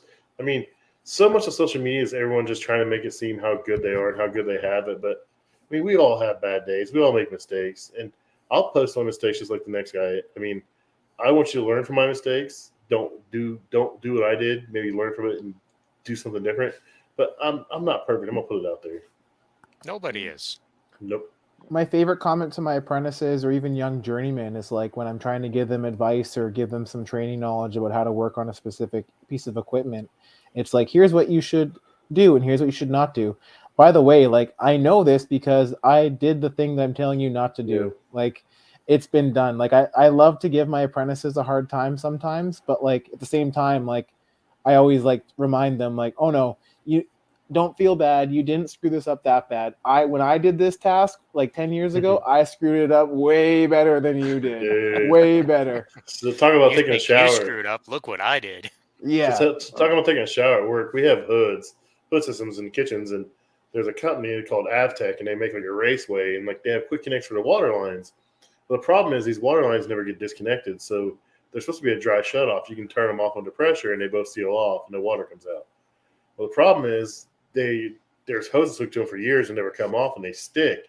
So I didn't know better, so I left the water on, and I popped one of those off, and it was like a 3/4 inch, like 95 psi at a hospital, dude. And it's just, I'm underneath this hood, and it's just spraying me in the face. I'm trying to shove the hose back on there. You can't get it back on there because you're trying to fight 95 psi of water. Dude, it was so bad, man. So bad. Oh, I'll do a story you to one that. better after Dusty there, Pat. Are you good? I had to change a inline pump motor just off the water heater at a restaurant. and they had 2 shut-off valves on it, so I isolated it. Well, I thought I isolated it, shut them 2 off, but it was actually backfed through, like, the restrooms, so it had a live water line through it. So I thought I had it shut off, and, you go to take the 2 bolts off the side, there's a water seal. So I get the one on the back loose, and I go in and just fully, pull the bolt and the nut off the front of it. So it pops up, and as soon as it pops up, I mean, it's just like it's like hot water just smoking out of there, and it's like a water right in my face. And the only option, because I can't get to the shutoff water because it's got to be shut off in the restrooms, is just to like put the bolt and the nut back in there and just thread it. And the whole time, like I can't see anything, and like my eyes are closed. I'm just like trying to ratchet it shut. I mean, it was probably 30 seconds, but it felt like 30 minutes. And I wish so bad I would have been recording that because it would have been quality content.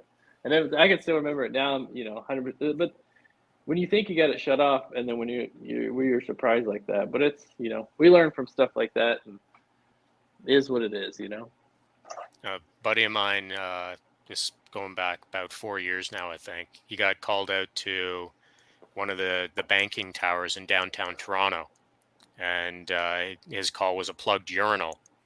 He's a plumber, so he got called out to a plugged urinal. I think it was up on something like the 60th floor of this tower. So he gets up there and he goes to shut off the water feed at the flushometer. Well, as he shut it off to take off the flushometer to replace it, the inch and a quarter water line behind that had deteriorated and it snapped. Oh, no. So he's trying to hold inch and a quarter water pressure that's pumped on booster pumps, hold it back on the wall while trying to call the facilities manager to shut off water to the building. And the facilities manager didn't know where the water shutoff was. No. My buddy did.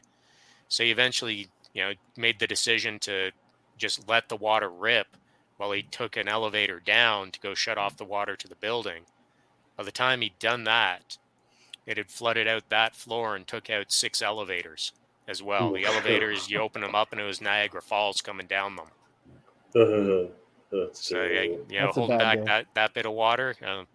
My buddy, he had a worse day that day. Yeah. So you guys touched on something earlier, like here in America, we don't have to have like all the licenses you guys do. You're talking about gas fitter 1 and this and that. And I'm just amazed at like all the different things they make you guys do in order to work on stuff. It's just weird. I mean, I don't know why I find it weird. We just don't have that here. Yeah, I mean, like Jay and I, we hold the same credentials.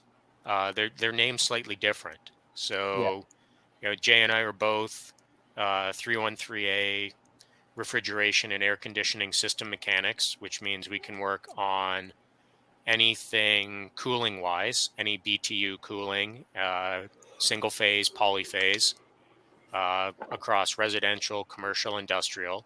And then our gas tickets in Ontario, mine's a fitter 1 G1 ticket, and in BC, Jay's is named a little bit different. I forget the exact name for your ticket class. Was it? I have the top gas ticket, so it's like an A ticket, and then that like is unlimited BTUs for whatever, and then below that it's like a B1. So for Matt, it's like G1, G2, G3 in descending order. For us, it's like A ticket and B ticket. So all separate schoolings and hours accrued to like obtain your hours, and then a separate like interprovincial exam to write it. Yes. Our refrigeration ticket, it's interprovincial. We can go anywhere in Canada except Quebec. Yeah, except Quebec. That's always the exception. Exactly. Those cheese-eating spider monkeys can keep their own stuff. But just give us the maple syrup. We'll be fine. And poutine. So we can go within any province in Canada with that minor Quebec incidence. So I can go do refrigeration out in where Jay is. Jay can come do refrigeration work where I am. Our gas tickets are not interprovincial. They're provincial specific, but we can apply to get the equivalent in whatever province we go to. Yeah, I think they're changing to make that like an interprovincial trade currently, but that's still in the works, I think. They've been talking about that for 10 years. over a decade. Yeah. What about for you? So then to kind of give a bit of a like time frame on what it takes to get the tickets we have, the refrigeration ticket is a 5-year apprenticeship, 9,000 hours, during which you have to do, depending on the province you're in. In Ontario, you got to do 3 2-month sessions full time of schooling, basic, intermediate, and advanced. Out where you Well, are, Jay, is it 3 or 4? Where we are, it's 4. So it's 4 terms of school. So a little bit of difference in terms of the number of schooling sessions you got to do. And then for the gas, it's a completely different ticket. So in Ontario, for natural gas, you can get your fitter 3 and fitter 2 with 0 experience on the tools. You just got to pass the tests, which is scary because after you get a fitter 2, you can go start your own residential company. Once you have your fitter 2, to get the ticket I have as a fitter 1, you need to have that fitter 2 ticket for a bare minimum of 2 years and have 500 documented hours working with a fitter 1 on appliances over 400,000 BTU. After you've done that, then you can set your fitter 1 course.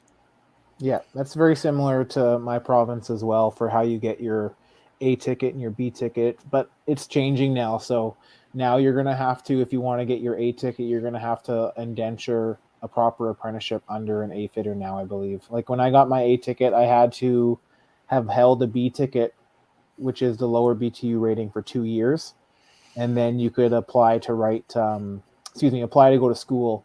And then you did, forget how many hours of schooling it was. It was a lot. It was nights. And then you could go and write your exam for your province, and then you're good to go. But yeah, I think the fitter 1 course where I am, I think it was about 3 months of night school. yeah, it sounds about meaning right. 2 nights a week. Yeah. And what about where you boys are at, Pat and Dusty? What do you guys got going on for tickets and whatnot? Nothing. You can get a license. Some areas require licenses, some don't. You can go union and specialize in certain things if you want. I mean, I literally had no formal training from an education center. Mine's just all on the job. It's kind of weird. That's why I was like, I always hear people from up there talking about the G1 and the other stuff. I'm like, man, it doesn't make any sense to me. That's why I asked about it. It sounds like it's a more structured plan and probably a little better off. But here it's just pretty much get your hands dirty and ride with somebody. The big thing is the fundamentals. The fundamentals are all the same. But like if you were to go and look at my notes that I wrote 15 years ago and look at the notes they're writing in class now, they're different, right? It's all about just continuing that education as you go through and bettering yourself today, tomorrow, including myself. Like I'm always trying to continue on that curve of following technology and the type of equipment we're working on so that you don't get left behind, whether it's a type of fitting or whether it's a type of process or a piece of equipment and how it works. It's forever evolving, right? Hey, so speaking about forever evolving and whatnot, so I know where you're working, Pat. You're doing a lot of training. Yep. And the company you're working for, they're investing in your training as well, sending you out to manufacturer reps to get actually certified on the equipment you're working on. Yep. And what about yourself, Dusty? Yeah, they are. I go to some of the Cepesa schools and the manufacturer training, just continuing education through the year. And down here, I'm Southern Indiana, so we bleed off into Kentucky. Yep. And most of my work is in Kentucky, so we're required to have a journeyman license, which is a 2-year apprenticeship, and then you take the test. It's 2 years and 12. I can't remember exactly the hours, but it's 2 years, and you take the test, you become a licensed Kentucky journeyman, and that's pretty much it. I mean, you can get your master's after 5 years? And that's a separate test you take, but I mean, that's only to work on HVAC, like refrigeration. There's nothing required. In Indiana itself, there's really nothing required either. And then kitchen equipment stuff. That's kind of the same thing Pat was saying. We don't really have a licensing structure for that. I don't think there's one in the States at all. It's just about educating yourself. It's not, you don't have a legal structure to adhere to, but if you educate yourself, you're way better off because it's kind of based upon learning things, building your knowledge, using that, and then just proving that you're a good and efficient technician. Mm-hmm. And then yourself, Jay, where you at? With Emerald Green, you guys are offering factory training or seeking out factory training wherever you guys can get your guys into to Yeah, better like your field and yourself. one of the greatest things, well, like one of the greatest things, I don't like saying that. One of the interesting things about COVID was just all the webinars you can take. So like, not that I have tons of time in a day, but like the opportunity to take all these different webinars is great. We do staff meetings sometimes. We'll try to get a rep agency in when we do a staff meeting to do a training on their product or product line. And then we've also sent guys to trainings for VRFs for the different manufacturers as well. We're fortunate being close to Vancouver. There's lots of the major players out there all have like a headquarters or sales office where they offer training, so you can go and find out about the newest and greatest. And we also are investing in our guys too, in terms of like if there's training that they see that they want to do, then we support them to go and do that, myself included in that conversation as well too. I've definitely benefited by doing some paid training, both close to home and a little bit further from home as well. Nice. Yeah, So awesome. we're approaching an hour and 45 minutes, guys. So yeah, it's been a long one. It's been fun. It's been great. But I want you guys to go ahead and tell everybody where they can find you out on Instagram, and if you guys have any parting words or anything. So let's start with Jay. You can find me on Instagram. It's probably the best place to find me. HVAC_J604. Like I kind of said before, I'm just kind of having fun with it. So like if you like the trades and our job is so hard and so frustrating, and it's very easily to get frustrated myself with that. Mm-hmm. But if I can make myself laugh with it, it's kind of that like the Shining movie Cathartic. where if you're not laughing, you're crying kind of thing, right? So I kind of make it a little bit fun. Yeah, and you never know where he's going to hide. You never know where he's going to hide a sticker at. So that's right. You got to stay tuned, man. It's not just the post; it's the stories and interactions as well. But like, I'm also part of a cool little clan here, the Red Seal Inc. crew, which Matt's a part of, and we also got our good friends, the HVAC foodie Ilya and HVAC Rachel. Rachel. We're just a little core group of people that we bounce ideas and things off of, and we're super supportive of anyone who needs help too, right? Like if I've had people reach out to me, and I know people have reached out to Matt, obviously, and Rachel and Foodie. Yeah, right. We have a great little knowledge base, so we're happy to support and help the industry in any way we can. That's awesome. And Matt, where can everybody find you at? Before you can find me, remember hashtag get J to 1,000. Get J to 1K. That'll happen get J to soon. 1K. That'll happen very soon. So people can find me Instagram, _HVAC_doctor. I am also on LinkedIn under my full name, Matthew Waxer. And then on my neglected social media child, TikTok, which I should start putting more stuff to that. I'm about to go find you there now. Same name, the _HVAC_doctor. But nice. The easiest way to find me and get a hold of me is on Instagram. And to second what Jay said, I am lucky and blessed to be part of a good group called Red Seal Inc. With again Ilya, the HVAC foodie, and with Rachel, HVAC Rach. If anybody caught yesterday's International Women's Day, HVAC Rach partnered up and volunteered her time to a group called Women on Site. They're doing an awesome little thing in Ontario across all industries of HVAC, like all industries of skilled trades. Nice. Just a supportive community of like-minded women, and it was awesome to see stuff in their event.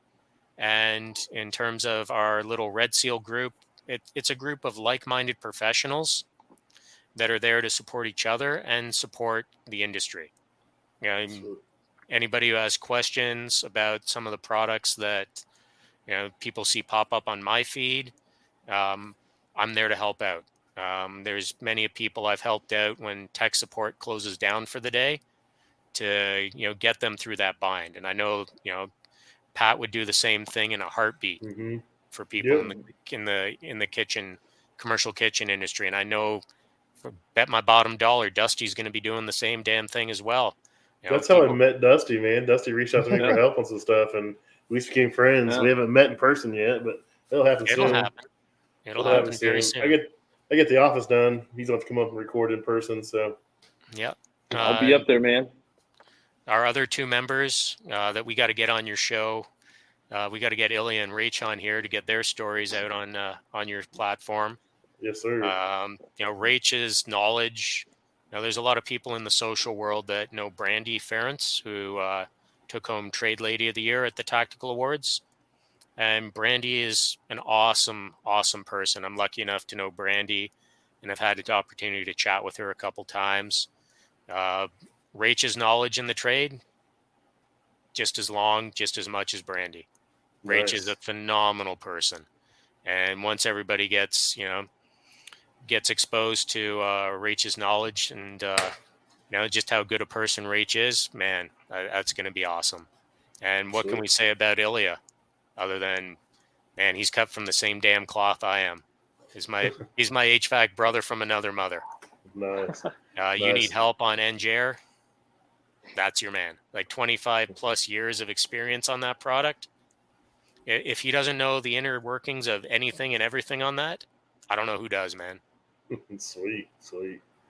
Well, Ryden told me to make sure I told you guys hi because he called me earlier on the way home from work. So you want to make sure that I said hi. And I just want to thank my friends at HVAC.R&D for everything they do for us and the community. They're some good guys. So make sure you check them out. So yeah, Ryden and Dennis are awesome folks. Yeah, I'm going to go ahead and shut this down, guys. I appreciate your time. Now I got to edit all this and get it out tomorrow morning. I got to beat Make Trades Great Again before they get Jay out there ahead of me. So I get the scoop. So thanks for your time, guys. Thanks a lot, Pat. I appreciate it. Thanks for having us on, Pat. And it was a pleasure to chat with you and Dusty. Yep. Thanks, guys. Cheers.